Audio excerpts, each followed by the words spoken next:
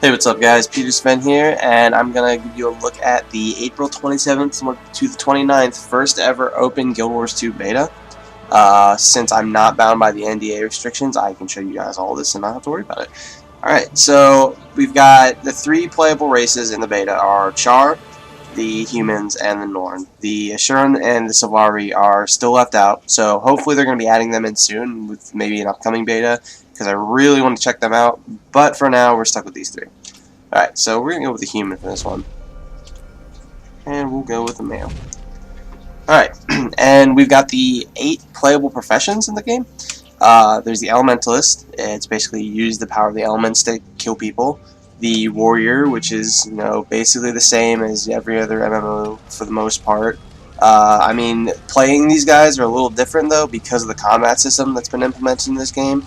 But as far as the profession itself goes, I mean, it's the Warrior. You use your weapons or your big thing, The Guardian. The closest thing I can explain a Guardian to being is kind of like a Paladin from World of Warcraft. They're not exactly the same, but I mean, if I had to pick, another game to relate this to, it would be that. They're actually a really fun class to play. You've got a lot of boons that help your allies and help yourself, and it's kind of parallel to the Warrior in that aspect, that you do use weapons the same as the Warrior, except you're a little more magic oriented. There's the Engineer. You're kind of like a medieval Tony Stark. Basically, you use, technology and alchemy and stuff like that to throw turrets down, things kind of like that. I think they use guns too, I'm pretty sure. I'm not too sure on the Engineer for the most part. I haven't played them yet, but I mean, it sounds like it'd be interesting. I'm not sure if it's one that I'm going to stick with, but I mean, I definitely want to check it out. Alright, this one is my personal favorite, the Ranger. The Ranger, I mean, you use a bow, you have a pet. It's basically the same. Every other game's had something kind of like this, except like I said before with the Warrior. How dynamic this combat system in this game is definitely going to make it a little bit different to play this class, because you're not just going to be standing in the back firing arrows off of things all day. You're going to have to move, and you're going to have to look for other people's spells, like for instance the Elementalist. If they throw down a flame wall, if you can get yourself in a position to start shooting through that flame wall, all your arrows are going to start doing fire damage, and you'll be able to visibly see it too. I mean, it's a lot different. The Necromancer is kind of along the same lines, that every class or every game has really had something kind of like a Necro. But I mean, you use your dark arts to summon things to fight for you. You use like plagues, things like that. I mean, it still looks like a fun class to play though, because like I said, there are spells in this game that you actually have to move around and position yourself to get them off the right way, and do the maximum damage you want them to. The Thief, it's kind of the same thing. I mean, there was the Rogue in WoW. This game has the Thief, but the Thief is different in the aspect that most other games you play a class like this, there's always a stealth button. You can go invisible. That's the big deal with this class. This class has a stealth button, but it doesn't last forever. You have to know when you want to use it, because it only has a certain duration. So you can't walk around invisible all day, every day. I mean, you really have to, know what you're doing to play this class. You can set traps, things like that. But I mean, it looks like a fun class, because I played the Assassin in the first game, which you couldn't really go invisible at all, and it was still the best class in my opinion. Alright, and the Mesmer. This is the Guild Wars exclusive class. I can't even pull another class from any other game and tell you, yeah, this class is just like that one, because it's really not.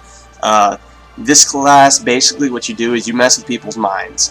You can make mirages, and this is for PvP too, because people are going to be like, oh, okay, so which one is he? You can make, a mirage yourself, and then those other clones that you're making, you can also explode to do extra damage. It's called shattering them. I mean, the class is awesome. In the first one, they basically dealt with draining energy and hindering opponents. In this one, they actually do a lot of buffing and debuffing at the same time. So when it comes time to do a dungeon or a raid, having these guys along would definitely not help or hurt the group at all, because they're going to be constantly debuffing enemies and then buffing their allies, which is going to make things a lot easier for you. I think I'm actually going to go ahead and go with the Guardian on this one. Alright, so this brings us over to the body features. Some of it is really self-explanatory, your height, the physique, you know, how do you want your guy to look. Here, I can hide the armor so you can actually see, you know, make yourself a little hairy, a little not hairy, make yourself skinnier, bigger. Go with that one. Alright, head options, the same as the last game for the most part. You pick your different facial features. Just zoom through these really quick. Just go with that one. Alright, hairstyle. Obviously there's all the hairstyles.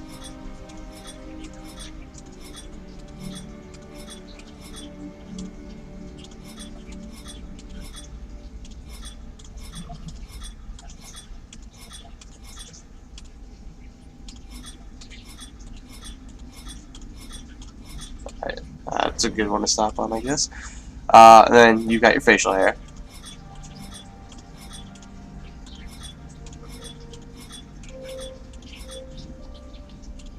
You got the face details. This one is new, actually. The whole slider bar deal, that was not in the last game, and this is going to add a lot of variation to players. So your character is really not going to be the same as, you know, everybody else's character. I mean, obviously you're probably going to run into somebody who looks kind of like you, but there are so many different subtle things that change you from other people, and also your storyline, but we're going to get into that in a second once I'm done with this stuff. So obviously the eye angle, the iris size, all these different things you can do, just scrolling through them real quick. And then you can change your eye color, obviously. We'll go with that one. Nose, mouth, things like that. Alright, and the armor dying system is also different from the first one in the best way possible. In the first game, what you had to do was you had to go buy armor. It would drop randomly off things you were killing, and then once you used it, you used it. In this game, it's very different, and I think it took a turn for the better in every aspect of it. What happens is, each article of clothing you have, well not clothing, armor, has 3 different customizable areas with dye. You can just customize it 3 different ways, so the neck piece on this guy, the under chainmail, and then his chest piece. These color armor, or these color dyes, are not the only ones you can in the game. There are a lot of different variations, subtle hues, you know, tones of color. What you do is, while you're playing, you'll kill mobs, and sometimes they'll drop these things called dye seeds. What you do with that is you take it to your home city and you give it to a dye manufacturer. He'll plant it and give you a ticket, and so it says come back in 24 hours to pick it up. Basically what happens is when you come back in 24 hours, you unlock a new dye. And what's great about it is these dyes are accessible anywhere. So you could be out in the middle of the wilderness and be like, you know what, I feel like changing my armor. You just go into your inventory, select the dye dropper tool, and then you sit here and mess around with your colors all you want. So basically you can just do whatever you want with this, and I think that makes it awesome because it's going to be a lot harder for people to match your character and run into somebody and be like, hey, look, it's my clone. That's really not going to go down a whole lot. So I'll just mess around with this for a second, give you guys the gist of it.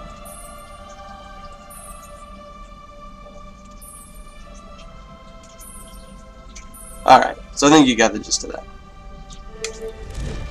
Alright, now we're getting into our background. This is going to affect your story actually fairly quickly into the game. So they're going to ask you a bunch of different questions. You have 3 options, well, not for each of them, but for the first couple. Alright, as a symbol of my dedication, I wear a Conqueror's Pauldrons, a Fanatic's Pauldrons, or a Visionary's Helm. And that actually changes what your character looks like, too. Because if you pick the Fanatic's Pauldrons, you actually have Fanatic's Pauldrons. If you pick the Conqueror's Pauldrons, you have them. And, of course, the Helm, you have the Helm. I'm going to go with the Fanatic's Pauldron. And, by the way, there is a description down here of each one of these, so, I mean, feel free to pause and read through them so you know what you're getting yourself into. Trouble may follow me, but I use my blank to overcome it. There's the Charm, Dignity, and Frosty. And I'm a Guardian, so I'm pretty dignified, I think. And I was raised in the streets by common folk or among the nobility. I'm going to go with nobility on this one, I think. One of my biggest regrets is that I've never searched for my true parents. I never recovered my sister's body. I passed up an opportunity to perform in the circus. I'm going with that one. Everyone said I was blessed by blank when I was young. Dwayna, Grant, Balthazar, Melandrew, Lissa, or Mir. I'll go with that one.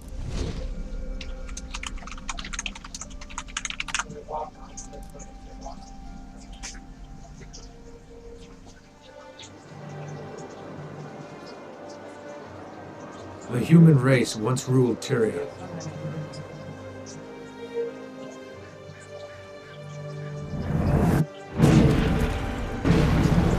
Now, we struggle to hold our ground. We've been defeated, driven back, broken, but we will not surrender. So many nations have fallen. Only Kryta still stands. Our faith is strong despite the silence of the six gods.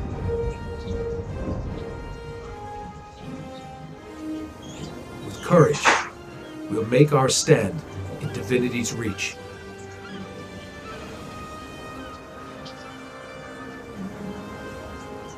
The city is my home. I was born into luxury, a noble of Divinity's reach, and privilege comes with responsibility. I protect the commoners under my care. They believe in me. I'm grateful for their trust, and I will not let them down. Today, I plan to venture beyond the gates of the city and see the world for myself. When I arrived in Shaemor, I found the town under siege by centaurs. Innocent villagers are in danger. Someone has to help.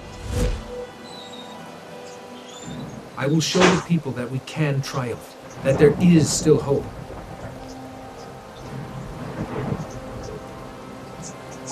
This is my story.